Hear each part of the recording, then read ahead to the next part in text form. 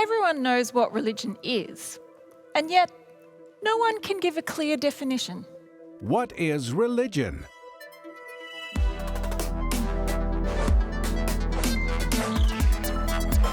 This is the University of the Netherlands. Ever heard of the Pastafarians? No, not Rastafarians, Pastafarians. Pastafarians is another name for people who are members of the Church of the Flying Spaghetti Monster. The church first emerged in 2005 after the publication of an open letter to the Kansas School Board raising concerns about teaching intelligent design. That's the idea that the world was intentionally designed by an intelligent creator, namely God, alongside teaching evolution. The church has quickly gained multiple followers across numerous countries around the world. Now, since then, Pastafarians have applied for legal recognition as a religion in many countries, including most recently in 2021 by members of the church in Adelaide, South Australia. Now, legal recognition would allow the church to, among other things, establish formal legal rules and regulations, accountability structures, gain tax-exempt status, and offer charitable social services, all with government oversight. However, the South Australian legal authorities rejected the application for formal legal recognition, declaring that Pastafarianism was a hoax religion designed to satirise or mock established religions. The ruling came as a deep disappointment to followers of the Church of the Flying Spaghetti Monster, who believe that the church is essentially misunderstood. There is a core group of people who really believe in Pastafarianism, and it can change people's lives for the better. So, is Pastafarianism a religion or not? What even is religion? And who gets to decide? That's what we're going to explore today. So what is it that makes something a religion? That seems fairly obvious, right? We all know what religion is. We all know the major world religions: Christianity, Islam, Hinduism, Buddhism, Judaism, New Ageism, and so on. But within Christianity, we have Catholicism and Protestantism and thousands of other denominations and sub-denominations. Do they all count as religion? We know that there are Sunni and Shia Islam, but there are multiple other traditions within the global Muslim community as well that all have slightly different variations in beliefs and traditions. The same is true if we take a look at Hinduism, Buddhism, and Judaism. So when we talk about religion, which religion do we mean? Which Christianity are we actually referring to? Which Islam? What is it that we're really talking about? With so much variation, it's hard to be sure that we really do all know what we mean when we talk about religion. Now, you might be thinking, okay, so there are different kinds of religions, fine. But they're all basically the same, aren't they? At their core, they all share the same kinds of characteristics and do the same kinds of things, and that's how you know they are religions. Well, let's think about that for a moment. What are these characteristics that all religions supposedly share that makes them basically the same? Is it that religion is defined by a belief in God? If that's the case, that would mean that Buddhism is not a religion, since Buddhists don't believe in a God. Okay, is religion then a set of guidelines on how to live a good life? If that's the case, then perhaps veganism can be considered a religion. Is religion an institution or a community brought together around a shared belief in something greater than oneself? But then, couldn't we also think about communism or nationalism as a type of religion? Does religion require a group of people meeting in a place of worship, like a church? That would rule out ancestor or nature worship, as well as many Indigenous spiritualities. Now, this might surprise you, but there is actually no widely accepted, universal, established definition of religion. And yet, decisions get made every day in courts, in parliaments, in policy, about what counts as religion and what doesn't. So who's making these decisions, and how are they doing it?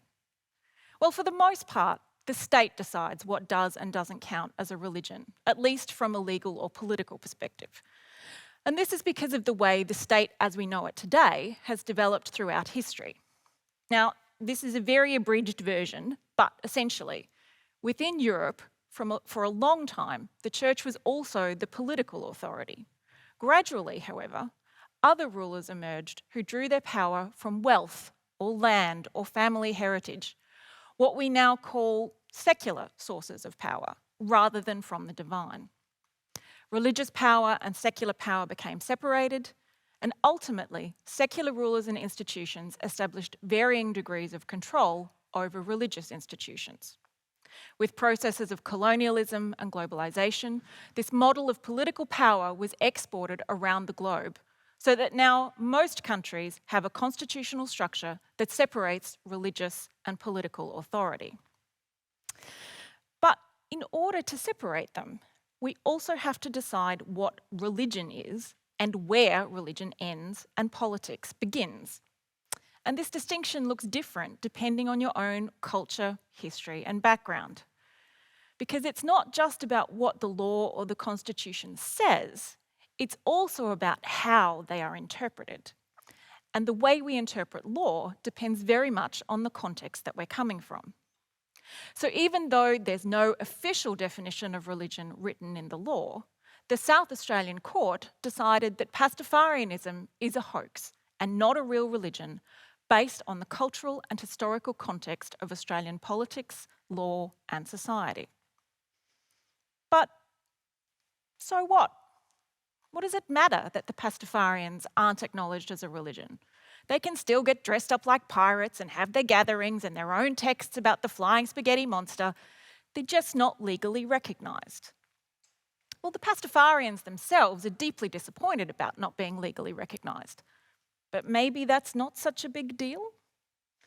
Perhaps.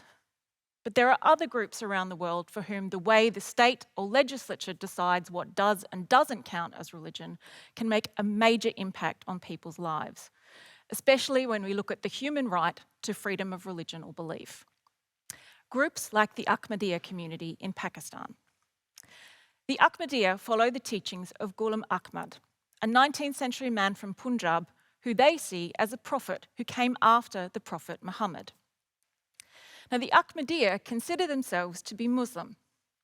They use the same terms to refer to their sacred rituals of prayer and worship as the broader Muslim community. But not everyone agrees with this. Indeed, there are some who think the Ahmadiyya are not Muslims because, in their view, Muhammad was the last and greatest of the prophets, not Ghulam Ahmad. They see their use of the same rituals as offensive and blasphemous, a deliberate act of provocation. And this question of whether the Ahmadiyya are Muslim or not has been the source of significant political and civil tension and violence since the post-colonial formation of the Pakistani state. Now, it's here that the right to freedom of religion or belief comes into play, a right that is enshrined in the Constitution of Pakistan. It says that every citizen has the right to profess and practice their religion, subject to law, public order, and morality. So this should mean that the Ahmadiyya can also practice their rituals, right? Well, that depends. Since the 1980s, interpretations of this law have emphasised the preservation of public order rather than the right to profess and practice religion.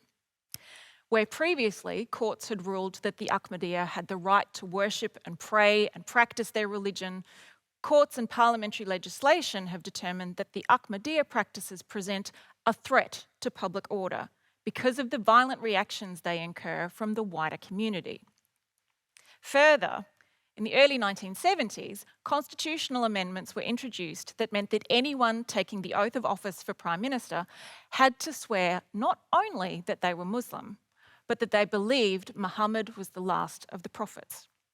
Now, this automatically rules out the Ahmadiyya. Thus, despite considering themselves Muslims under Pakistani law, Ahmadiyya are not counted as Muslims and are restricted in their religious practices because of the violence with which other communities react. Maybe this is only a problem in Pakistan. where there are certain rights reserved for Muslims? What about other countries, like supposedly secular countries, where the law shouldn't privilege any particular religion and there aren't special rights for certain religious communities? Let's take a look at two cases from the European Court of Human Rights that also addressed the right to freedom of religion to see whether this makes any difference.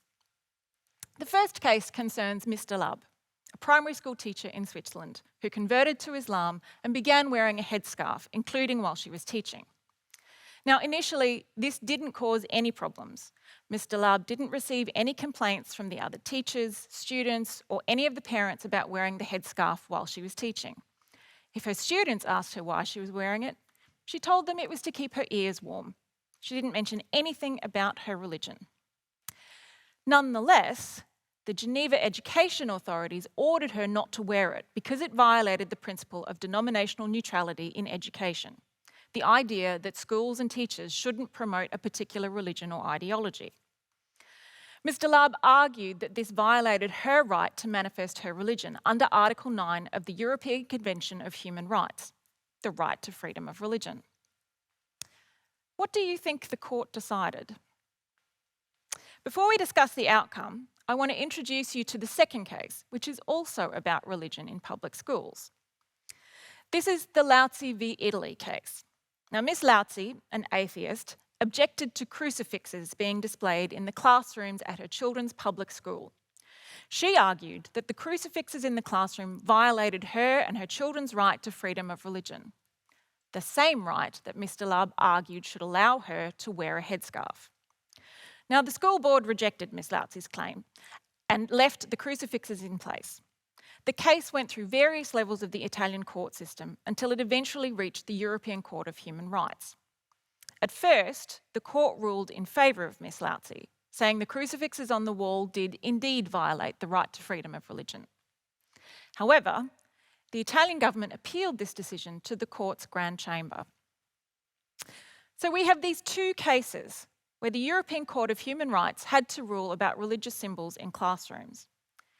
In the first case, state authorities claimed that the presence of a headscarf violates the principle of denominational neutrality in the classroom.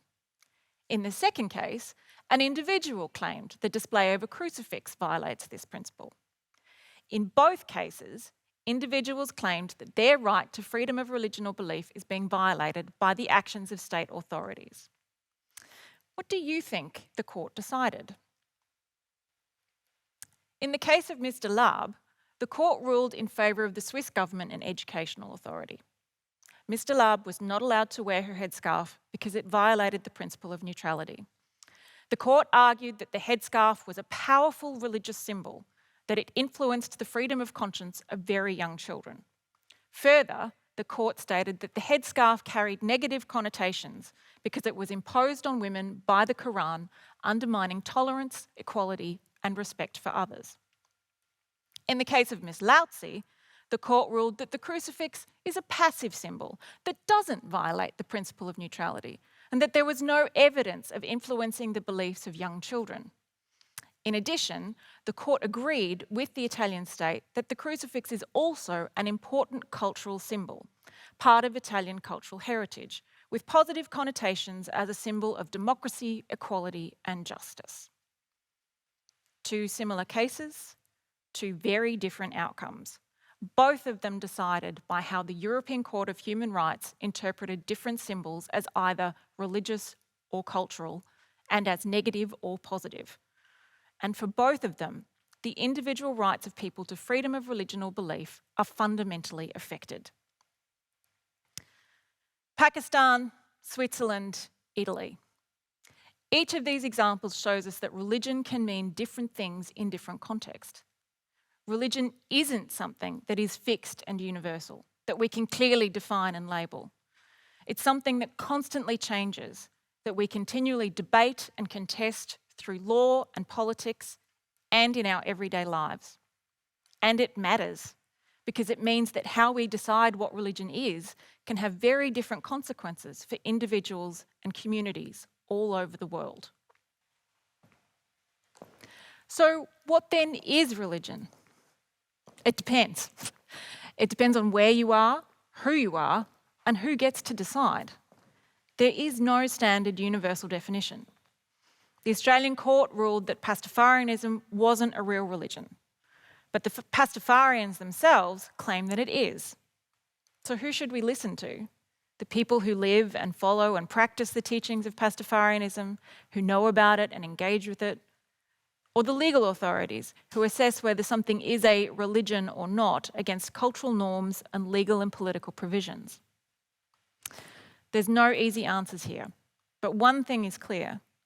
Defining religion isn't just an abstract, theoretical or philosophical question.